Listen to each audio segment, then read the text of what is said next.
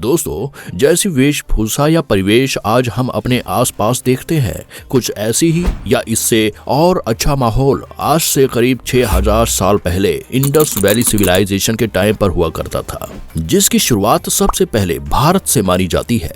और इस सब की जानकारी मिलती है हमें डांसिंग फिगर, कॉइन्स और इनकी साइट्स पर मिले हुए अवशेषों से, जिसका अर्थ हुआ कि भाषा, शिक्षा, संस्कृति आदि का केंद्र प्रारंभ से ही भारत में रहा है। हमारा इतिहास अत्यंत प्राचीन और ज्ञान के भंडार का असीमित स्रोत रहा है, चाहे वह भाषाओं की विभिन्नता की बात हो, कला या नगरों के विकास के बारे में। इसकी शुरुआत के बारे में महर्षि वेद व्यास के द्वारा लगभग 3100 BC में रचित वेदों, पुराणों और उसमें वर्णित सनातन धर्म के विभिन्न तथ्यों से पता चलता है। और समय समय पर हमें इसके बारे में साक्ष्य भी मिलते रहे हैं कि हमारी सभ्यता कितनी पुरानी है। सिंधु घाटी सभ्यता, जिसकी खोज का श्रेय अंग्रेजों को दिया गया, वह लगभग 9000 BC पुरानी है। अर्थात यह सभ्यता भगवान राम के काल से ही उपस्थित है और श्री कृष्ण के काल में हुए महाभारत के युद्ध तक के प्रमाण यहाँ से प्राप्त होते हैं। महर्षि वेदव्यास के द्वारा लिखे गए पुराणों जैसे गरुड़ पुराण आदि की कथाओं का चित्रों के रूप में भी हमें कई कलाकृतियों के प्रमाण देखने को मिलता है। सिंधु घाटी की सभ्यता की खुदाई में कई ऐसे बर्तन और कलाकृतियां मिली हैं जिन पर युद्धों को अंकित किया गया है, जो भारत में सभ्यताओं के सबसे पहले विकसित होने का प्रमाण देते हैं।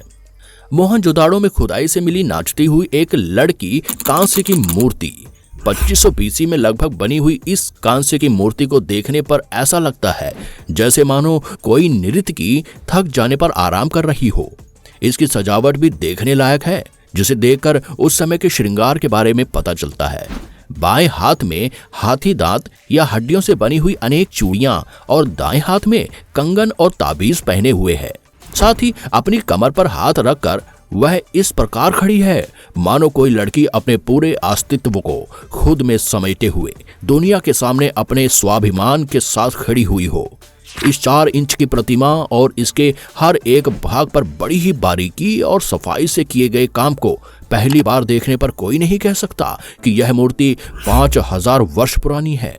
यह कांस्य की मूर्ति हमें यह बताने के लिए काफी है कि प्राचीन समय में धातुओं का कितने अच्छे से और रचनात्मक तरीके से प्रयोग किया जाता था। इसके अलावा यह हमारी नृत्य की कला और पूरे विश्व में नृत्य के लिए हमारे जुनून और ज्ञान का प्रतिनिधित्व भी करती है।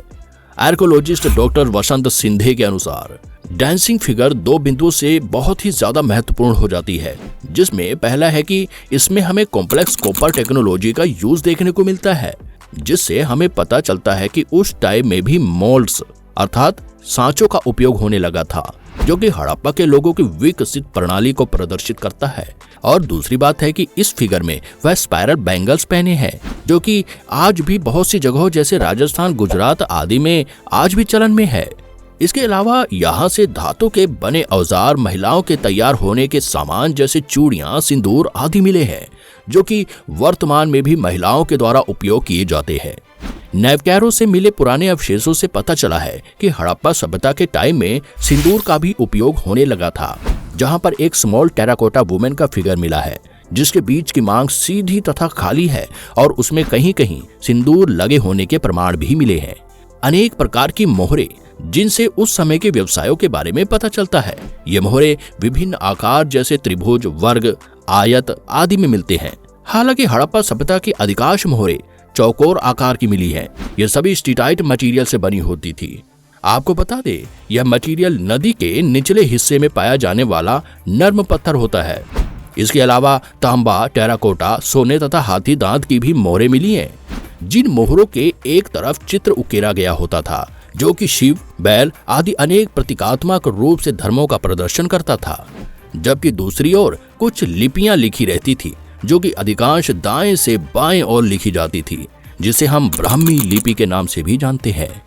इस सभ्यता की सबसे प्रसिद्ध मुहर पशुपति की मुहर है, जिसमें एक मानव आकृति, जिन्हें पशुपति माना जाता है, उकेरे हुए थे और मुहर में उन्हें 3 सींग वाली टोपी पहने हुए दिखाया गया है, जहां वह जानवरों से घिरे हैं, जिसमें बाईं ओर एक हाथी और एक बाघ है, दाईं ओर एक गैंडा और एक भैंस है तथा आकृति के नीचे 2 मृग हैं।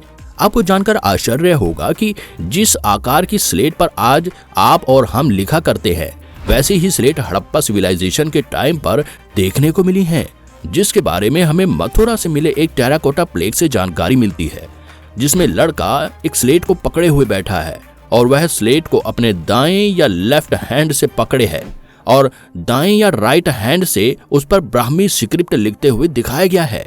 यहाँ की संस्कृति और पुरातात्विक धरोहरों में आपको एक और ऐसी व्यवस्था देखने को मिलती है जिसे जानकर आप अचंभित हो जाएंगे कि कैसे 6000 साल पहले इस सभ्यता के लोगों ने इतने सुव्यवस्थित तरीके से काम किया होगा। वह है सिंधु सभ्यता का नगर प्रबंधन। वहां के खंडरों को देखने से पता चला है कि इस सभ्यता के लोगों ने घरों को बनाने के लिए ग्रिड सिस्टम का यूज किया था, अर्थात एक ऐसा सिस्टम जहां एक ही प्रकार के आयताकार या वर्गाकार घरों की कतारें होती थी, जहां वाटर और वेस्ट के निकास के लिए घर के पीछे से नाली बनी होती थी और घरों के सामने बड़ी बड़ी चौड़ी सड़कें भी देखने को मिलती थी। यहाँ पर बड़ा स्नान घर भी देखने को मिलता था, जो कि इस बात की ओर इशारा करता है कि 6000 साल पहले भी व्यक्ति इतना जागरूक थे कि सार्वजनिक सभाएं या पब्लिक मीटिंग तथा और भी बहुत से कामों के लिए पब्लिक प्लेसेस बनाए जाते थे। इस स्नान घर के साथ एक 8 फीट गहरा और 23 फीट चौड़ा एक कुंड भी मिलता है, जिसका इस्तेमाल नहाने के लिए किया जाता था। आपको जानकर आश्चर्य होगा कि इस स्नान घर और कुंड में वाटर प्रूफ ईंटें लगी होती थी, जिन्हें बनाने के लिए जिप्सम के ऊपर चारकोल की परत चढ़ाई जाती थी, जो कि आज के कामों से ज्यादा उन्नत और स्थायी हुआ करता था। मोहनजोदाड़ो का सबसे पहला होल अन्नगार या ग्रैंडरी का हुआ करता था, जहां पर प्राकृतिक आपदाओं जैसे बाढ़ आदि से अन्न को बचाने के लिए रखा जाता था। यहाँ पर आपको पढ़ाई के लिए भी असेंबली हॉल देखने को मिलता है, जो कि इस तरह तैयार किया जाता था कि वहां पर ना आपको गर्मी लगे ना सर्दी। मिस्र के जैसे ही इस सभ्यता के लोगों द्वारा मृतक का संस्कार किया जाता था। ये सबसे पहले मृतक के शरीर को गाड़ते या जलाते थे।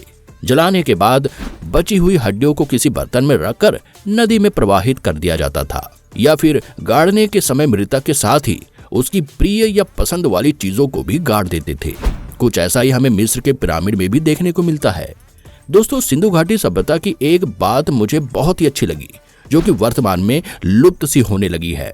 वह है पीपल, नीम, आंवला आदि वृक्षों की पूजा। अवशेषों से मिले एक आकृति में एक सींग वाले पशु के 2 सिर बने हैं, जिनके ऊपर पीपल की कोमल पत्तियां फूटती हुई दिखाई देती हैं, जिससे पता चलता है कि उस समय पशु के साथ साथ पौधों की पूजा को भी प्रधानता दी जाती थी और उनकी रक्षा की जाती थी। परंतु वर्तमान में ऐसा देखने को बहुत कम मिलता है। ऐसा माना जाता है कि जब महाभारत के युद्ध में गुरु द्रोण के पुत्र अश्वत्थामा ने भगवान श्री कृष्ण के रोकने पर भी अपने ब्रह्मास्त्र को चला दिया था, तो उसे ब्रह्मास्त्र को चलाना तो आता था, लेकिन उसे वापस लौटाने का ज्ञान प्राप्त नहीं था। ब्रह्मास्त्र की प्रचंड अग्नि और उससे होने वाले विनाश के बारे में सोचकर अर्जुन भयभीत हो उठा, तो श्री कृष्ण ने उससे कहा कि अश्वत्थामा ने तुमसे डर कर यह ब्रह्मास्त्र तुम्हारे अंत के लिए छोड़ा है, इसीलिए अब इसे रोकने के लिए तुम्हें भी अपने ब्रह्मास्त्र का प्रयोग करना पड़ेगा, क्योंकि इसके अलावा कोई भी अस्त्र उसे नहीं रोक सकता। तो इस प्रकार श्री कृष्ण के कहने पर अश्वत्थामा के ब्रह्मास्त्र के प्रति उत्तर में अर्जुन को भी अपना ब्रह्मास्त्र चलाना पड़ा था। इस प्रकार अर्जुन ने अश्वत्थामा के ब्रह्मास्त्र को रोकने के लिए अपने ब्रह्मास्त्र का प्रयोग किया, जबकि अश्वत्थामा ने पांडवों के नाश के लिए अपने ब्रह्मास्त्र का प्रयोग किया था, जिसके फलस्वरूप लाखों लोगों की जान चली गई थी और भयंकर तबाही हुई थी। तभी से सिंधु घाटी सभ्यता का पतन शुरू हो गया था। फिर धीरे धीरे अकाल, मौसम परिवर्तन, बीमारियों का प्रकोप होने से यह सभ्यता पूर्ण रूप से समाप्त हो गई। इसके कई प्रमाण भी प्राप्त हुए हैं, जहां खुदाई में 2 लोगों के ऐसे नर कंकाल मिले हैं जो एक दूसरे के हाथ पकड़े हुए थे और डरे हुए लग रहे थे।